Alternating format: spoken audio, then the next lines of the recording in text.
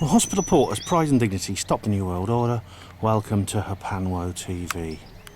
Now that there is the Perch, which is a lovely pub, one of the loveliest pubs in Oxford, and it's even older than the Trout. I think it's, look at it's a couple of 100 years older than the Trout even, and it's actually looking good. It's been burnt down a couple of times. It was burnt down once, I think, in about the 18th century, and again actually in the last few years, but they've done it up really nicely. It wasn't damaged too badly, luckily. Alice's Adventures in Wonderland. I think there's a connection, you see, with Alice and the Adventures in Wonderland and everything here, because this here is actually, this is really off the beaten track here. I'm showing you a right little gem. I don't mind telling you, right? Well, where I am now is an absolute hidden treasure trove. It's one of the most beautiful, sweetest and most well-preserved and unspoilt little villages you're ever likely to see. Slow down, mate. Fucking hell. Just as I was saying that, a car rushed past me at a high speed. But this is Binsey.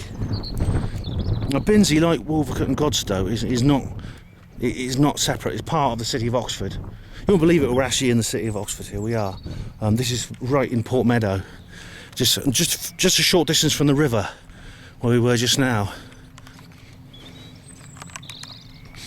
And these, look how these old houses here are amazing.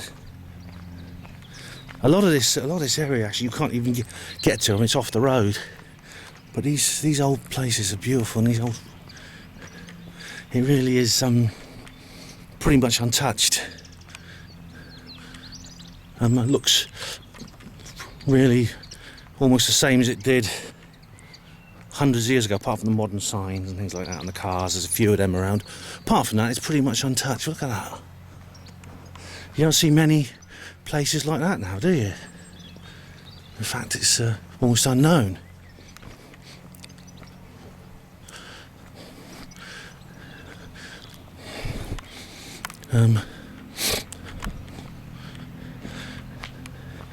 It's lovely to live in a little place like this, isn't it?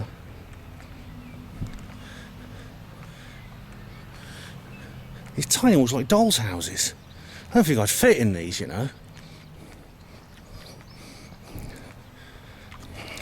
And again, this is an area where I was talking about Philip Pullman just now, about how much I admire Philip Pullman. You know, well, Oxford in general is a place with a huge tradition in fantasy literature. Some of the greatest, most famous fantasy novels in the world were written by people who lived in Oxford, and they wrote them when they were in Oxford. And as I've mentioned Philip Pullman just now, who's a recent writer of our modern age. He wrote his books in the 1990s.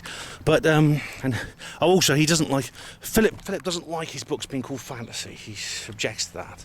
I'm not quite sure why. I don't see the harm in things being fantasy, but he doesn't like his books being referred to in that category. But I always think of them that way. Sorry, Philip, tough. But there's also, this is where J.R. Tolkien lived, who wrote Lord of the Rings, and C.S. Lewis, very famous writer, lived here, and of course a man known as Charles Dodgson, who's better known by his pen name Lewis Carroll, and he wrote a story about his little niece Alice, and he wrote two books, Alice in Wonderland, Alice Through Looking Glass. Apparently he used to come picnicking here with Alice, and they used to, presumably when it was less wet than this, they used to come up here with picnic hampers and sit down by the river, and you presumably have a quick drink in the Perch and things like that. Now I'm trying to find a church, because there's a church around here somewhere. I was looking it up online, and I thought it'd be interesting to film there. Anyway, I thought you'd like look at this little country lane here, just by Binsey in Oxford. As I said, it's part of Oxford, but it definitely has the feeling of a little village.